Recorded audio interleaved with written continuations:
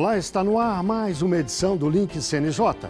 Aqui você acompanha assuntos da justiça que impactam o seu dia a dia em reportagens e conversas exclusivas com personalidades do mundo jurídico. E hoje vamos falar da estrutura judiciária e da gestão de políticas públicas para a infância e para a juventude. Um estudo do CNJ mostra que as varas que lidam apenas com processos da infância e juventude são mais rápidas na tramitação de ações do que as que tratam de mais um ramo do direito. Os dados analisados no estudo são do DataJude, o banco digital de dados processuais do Poder Judiciário, criado e mantido pelo CNJ e alimentado pelos tribunais. Também foram aplicados questionários em 669 unidades de justiça. Em todo o país, existem 142 varas exclusivas para a infância e juventude em 22 unidades da federação. Os tribunais de justiça que não têm essas varas são os do Amazonas, Paraíba, Rio Grande do Sul, Rondônia e Roraima. Ao analisar o desempenho das varas, o estudo constatou que, nos casos de adoção, por exemplo, o processo dura, em média, 0,8 ano em varas exclusivas da infância e da juventude, 1,3 ano em varas que acumulam competências e 2 anos nas varas que têm de cuidar de todos os tipos de processos. Já os processos de guarda, em média, duram 1,6 ano em varas exclusivas, 1,9 ano em varas acumulativas e 2 anos em varas de juízo único. A gente não pode falar só em termos de celeridade processual, só em termos de quão rápida foi a sentença, que é geralmente onde fica o senso comum desse debate. A gente tem que pensar em termos de efetividade dos direitos, em termos da universalização dos direitos, do acesso ao direito a todas as crianças no nosso país e a todas as famílias que não estejam conseguindo garantir os direitos às suas crianças. É papel da sociedade, do Estado, a proteção da primeira infância junto com as famílias. Então, essa atuação ela tem que estar bastante articulada para a gente conseguir uma mudança nesse cenário e ampliar a proteção de direitos. E articular a atuação de todas as partes exige esforços que vão além do judiciário. É preciso que todos os níveis de governo ofereçam programas que cuidem da infância e da juventude. Essa intersetorialidade do judiciário com as áreas da assistência social, da saúde e da educação ainda é um passo a ser dado por parte do judiciário, mas também por parte da própria estrutura dos executivos municipais, estaduais, das outras pastas, para que exista essa interação para se contemplar aí plenamente os direitos dessas crianças, porque a gente tem que entender também que a judicialização de qualquer questão da infância já é um ponto de que muitas outras questões de intersetorialidade falharam. O estudo do CNJ compõe o Diagnóstico Nacional do Sistema de Atenção à Primeira Infância, recentemente publicado pelo CNJ, no âmbito do Pacto Nacional pela Primeira Infância.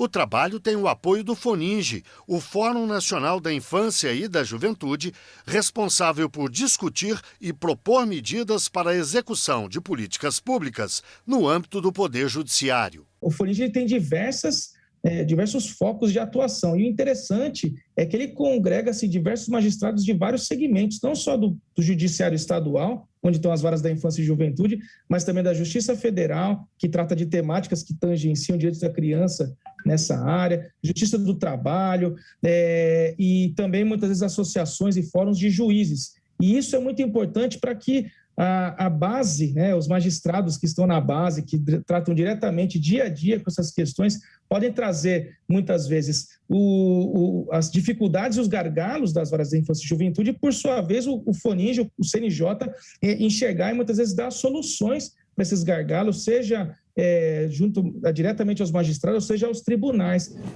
Para falar sobre o assunto, eu converso agora online com Noeli Rebac, juíza do Tribunal de Justiça do Paraná e presidente do Colégio de Coordenadores da Infância e Juventude dos Tribunais de Justiça do Brasil. E ainda com Ariel de Castro Alves, advogado e especialista em direitos humanos, também integrante do Instituto Nacional dos Direitos da Criança e do Adolescente. Muito obrigado aos dois pela participação no Link CNJ. Eu começo com uma pergunta para a doutora Noeli. Que avaliação a senhora faz, doutora Noeli, da estrutura do judiciário brasileiro para tratar da questão da infância e da juventude como um todo, do judiciário como um todo? O Brasil é um país que se desenvolve, se divide em regiões com realidades sociais muito diferenciadas. E no aspecto da infância e juventude, o exercício da jurisdição não é possível que se faça apenas no olhar da doutrina, no olhar processual. É necessário que o magistrado conte com a infraestrutura, que trabalhe junto às redes e que tenha também um olhar do judiciário mais especializado. E, em razão disso, a gente se verifica, de fato, como esses diagnósticos e esses levantamentos feitos recentemente, que, havendo quanto maior a estrutura, quanto mais especialidade, mais resultado se verifica para o exercício da jurisdição. No comparativo entre varas de infância única, onde o juiz tem a possibilidade de um olhar mais direto e um envolvimento maior, inclusive com as redes de apoio, verifica-se naturalmente um resultado e uma rapidez maior e uma eficiência maior na prestação da justiça. Então, assim, em termos de análise, a gente pode dizer que no Brasil todo aconteceram melhoras, o olhar do Poder Judiciário para a infância e juventude é importante, tem mostrado um avanço grande, resoluções do Conselho Nacional de Justiça, criação das coordenadorias da infância e juventude, que fez com que tivesse dentro de cada estrutura dos tribunais um pensamento e desenvolvimento de políticas de administração diretamente voltadas para essa área da infância. Mas ainda estamos caminhando em passos que precisam, aumentarem muito para atingirmos os objetivos e a melhoria efetiva da prestação jurisdicional nessa área, que é muito especializada. Doutor Ariel, eu quero ouvir também a avaliação do senhor, a estrutura do judiciário brasileiro. Qual é a sua avaliação no que tange a questão da criança e do adolescente? Eu concordo com a doutora Noeli no que diz respeito aos vários avanços que nós temos tido. O Conselho Nacional de Justiça desempenha um papel decisivo nessa área. Nós temos também os fóruns dos próprios juízes aí da infância e juventude, que há muitos anos se esforçam também e buscam cobrar uma maior prioridade para a área da infância e juventude junto aos tribunais estaduais de justiça, ao próprio colegiado que a doutora Noeli coordena, mas, de fato, nós ainda precisamos avançar muito, A doutora Noeli, mais do que eu, sabe da importância de que toda a vara da infância e juventude tenha uma equipe técnica. Aliás, eu entendo que não se deve nem chamar de vara da infância e juventude se não tiver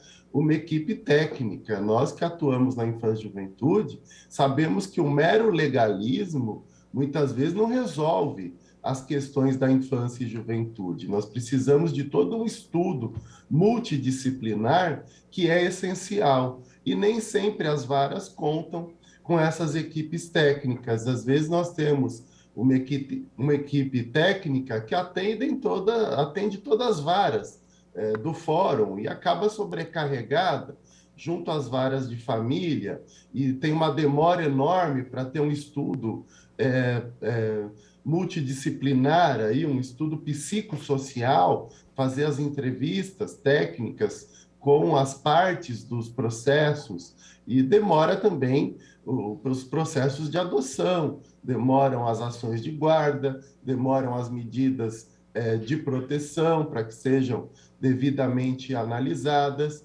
mas nós vemos que aos poucos existem esforços. Vejo algumas comarcas aqui de São Paulo, por exemplo, aqui de São Bernardo, onde eu estou, nós temos um esforço maior, inclusive para ter uma vara de infância que trate aí das medidas de proteção e uma vara para tratar do ato infracional. Então, é necessário, né, esses aprimoramentos, né, para que os juízes da infância e juventude não fiquem também sobrecarregados. Então, essa é uma divisão que eu vejo com bons olhos nos últimos anos, de algumas comarcas terem um juiz que trata especificamente de medidas de proteção, adoção, guarda, das questões aí também preventivas, e ter um juiz que trate do ato infracional, das medidas socioeducativas, do processo de apuração do ato infracional. E, da mesma forma, precisamos ter promotores exclusivos dedicados à infância e juventude, precisamos ter defensores públicos também dedicados à infância e juventude. E como eu sou da área da advocacia e sou um dos fundadores da Comissão da Criança e do Adolescente da OAB Federal, no início dos anos 2000, nossa também preocupação é a falta, muitas vezes, de formação adequada dos próprios advogados que atuam na vara da infância e juventude. Doutora Noeli, a doutora Ariel citou uma série de questões que exigem intervenção do CNJ, do Judiciário como um todo. O que o Conselho Nacional de Justiça, o que o sistema como um todo pode fazer para atender à expectativa de quem lida com essa questão da infância e da juventude na outra ponta, como é o caso do doutor Ariel? A doutora Ariel mencionou, e com muita propriedade, né, situações e pontos que precisam, como ele mesmo disse, melhoraram, né, doutor, mas ainda precisam muito. Um dos pontos são as equipes técnicas. Sabemos que temos o provimento do Conselho Nacional de Justiça, 3614, portanto, do ano de 2014, onde se determina lá o cumprimento da lei, que são provimento de funções, de cargos de técnicos. O juiz da infância e juventude não consegue atuar sem o apoio especializado. Ele precisa, é essencial. Não só nesse aspecto, esse diagnóstico ele foi divulgado, foi feita a amostragem no seminário último da primeira infância, onde se avaliou todo o trabalho e como é que está o olhar do judiciário dentro da estrutura da justiça para a primeira infância. E verificou-se com mais nitidez ainda a importância e a necessidade do Poder Judiciário se apropriar do tema primeira infância e de levar dentro de seus orçamentos as necessidades e contemplar essas necessidades da infância e juventude. Nós verificamos no dia a dia e dentro das coordenadorias das infâncias e juventude momentos de bastante preocupação. O juiz da infância e juventude e todos aqueles atores do processo ou que de alguma maneira estão envolvidos na área da infância e juventude, na sua grande maioria são extremamente vocacionados. Costumamos dizer que trabalhamos com o coração, porque, como disse o doutor, não são somente as regras processuais, as regras legais que fazem o resultado do processo. É necessário uma junção de fatores, e dentre eles, a interação com todos esses fatores, e é por isso a importância da estrutura ser diferenciada para quem atua nessa área. Por isso a importância de varas mais especializadas, de que o magistrado tenha essa condição, com sua equipe, de levar a prestação jurisdicional além do processo. Nós temos alguns caminhos e, por exemplo, pela primeira vez no histórico do Conselho Nacional de Justiça, a inclusão de uma meta de julgamento para a infância e juventude. No ano passado, no ano de 2020, nós já tivemos uma meta dentro do prêmio que o Conselho Nacional de Justiça destina aos tribunais, um olhar para a infância e juventude quando se mencionou e se fiscalizou a implementação do Sistema Nacional de Adoção, que sabemos que é prioridade das prioridades, já que o Sistema Nacional de Adoção faz um olhar, obriga um olhar para todos os meninos e meninas que estão acolhidos e faz com que se agilize lembra a necessidade de agilização de todos os processos que envolvam esses meninos e meninas acolhidas.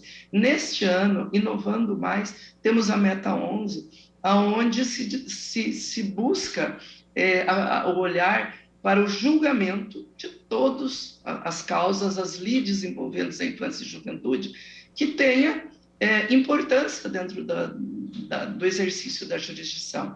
Temos 30 anos. O Estatuto ele já passou da adolescência. Acreditamos que, com esse olhar e com esses avanços, se continuarmos firmes nesse propósito, a intenção é que, daqui a algum tempo, possamos fazer avaliações ainda muito mais positivas. Doutora Ariel, eu gostaria de voltar especificamente à questão das equipes técnicas. Acho que vale a pena a gente explicar um pouco que tipo de profissionais exatamente. Eu sei que psicólogos, assistentes sociais, pedagogos, que outros profissionais. E mais do que isso, que papel exatamente eles desempenham, por que eles são importantes no assessoramento do juiz na hora de dar lá a sentença.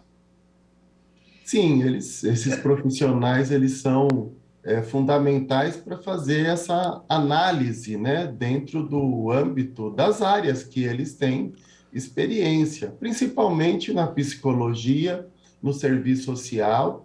No caso dos assistentes sociais, das assistentes, elas costumam fazer as visitas domiciliares, que são elementares nesses casos, para analisar de acordo com toda a complexidade de cada tipo de situação. E a necessidade também de incluir as famílias em programas da área de assistência social, em programas de apoio e acompanhamento dessas famílias. Então, esse é o principal aspecto da atuação das assistentes, dos assistentes sociais no Poder Judiciário, além de elaborar, então, seus relatórios com base nessas visitas domiciliares, com base nas necessidades daquela família, com relação à rede de proteção social. E os psicólogos, eles vão tratar da própria subjetividade de cada situação, vão fazer aquelas entrevistas, né, e toda uma análise do perfil das pessoas, né, toda uma análise dos comportamentos, toda uma análise da afetividade. Então, é fundamental termos esses profissionais subsidiando a atuação dos magistrados, mas não só dos magistrados. Os promotores, quando se manifestam, levam em conta também esses relatórios técnicos. Os advogados também, os defensores levam em conta esses relatórios. Então, eles atualmente têm uma extrema importância, isso em todas as áreas. A partir da lei do SINASE, do Sistema Nacional de Atendimento Socioeducativo, as equipes técnicas se tornaram ainda mais fundamentais com relação aos processos de apuração do ato infracional e na execução das medidas socioeducativas, inclusive com relação às reavaliações que são realizadas. Da mesma forma da criança que está acolhida. Então, além do trabalho das equipes técnicas do serviço de acolhimento, nós temos também a necessidade da atuação da equipe técnica do Poder Judiciário, nas adoções também, nas situações de guarda, mesmo quando nós temos aí uma guarda para família extensa, então a necessidade da visita domiciliar. Então, por isso que as varas só podem ser consideradas, de fato, varas da infância e juventude, se tiverem uma equipe técnica multidisciplinar com esses profissionais concursados, capacitados e que fazem aí uma diferença muito grande nessa atuação. E, de fato, ainda não basta o judiciário estar estruturado. A doutora sabe muito bem que se o judiciário está estruturado, mas não tem uma rede de proteção social no município, não tem serviço de acolhimento, não tem família acolhedora, não tem as medidas socioeducativas em meio aberto, também as medidas socioeducativas em meio fechado. Então, se nós não tivermos uma rede estruturada de proteção social, programas de apoio às famílias, programas de geração de renda, programas de orientação, inclusão das crianças e adolescentes em programas comunitários, até para que não retornem para o serviço de acolhimento, ou não retornem a se envolverem com atos infracionais. Então, nós precisamos de toda uma rede estruturada, porque o judiciário sozinho, assim como o Conselho Tutelar, eles não vão resolver todos os problemas. Um dos princípios do Estatuto é a incompletude institucional.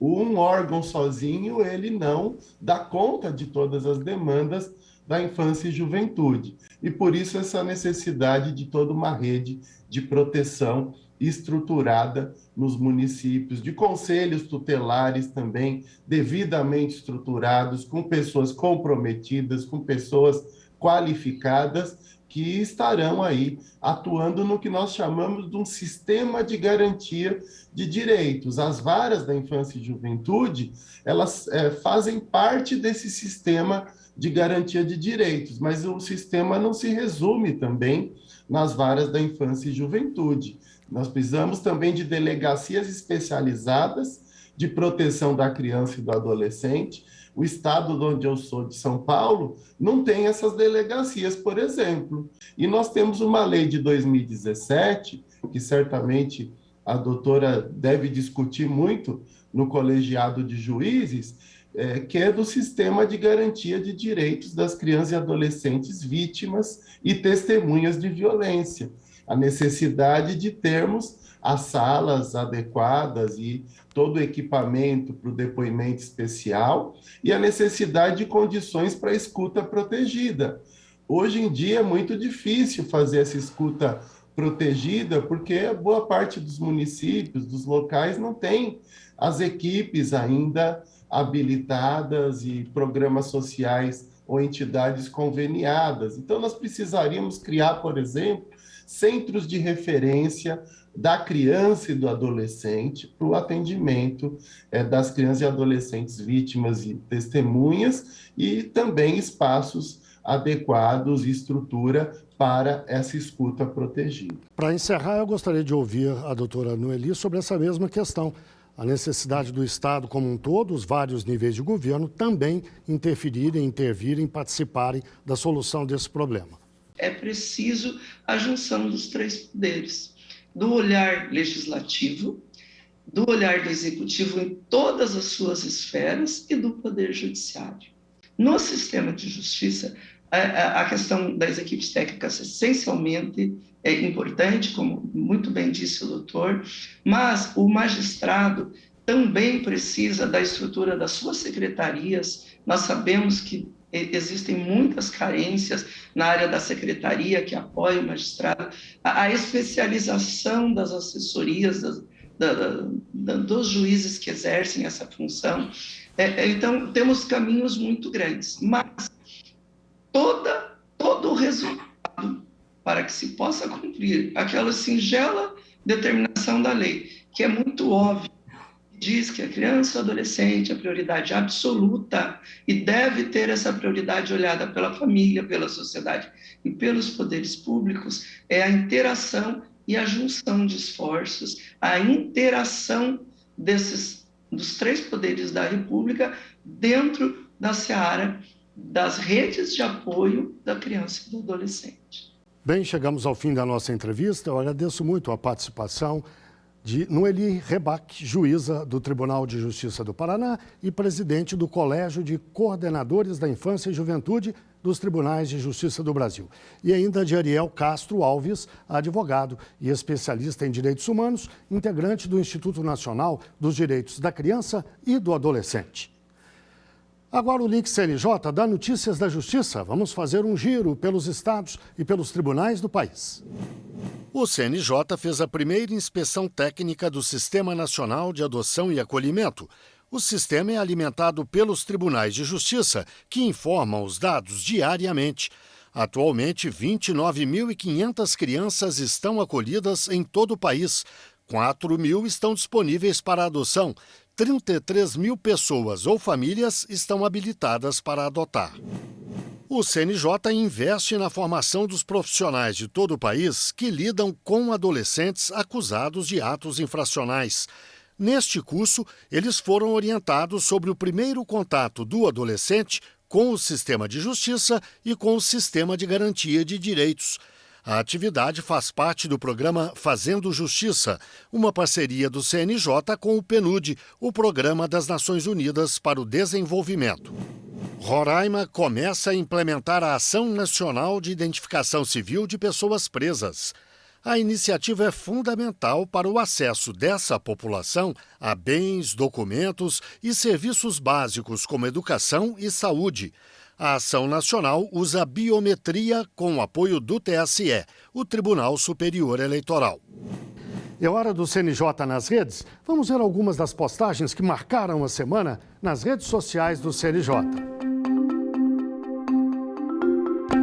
Olá pessoal, você sabia que entregar uma criança de forma legal para adoção é um direito assegurado a todas as gestantes ou puérperas?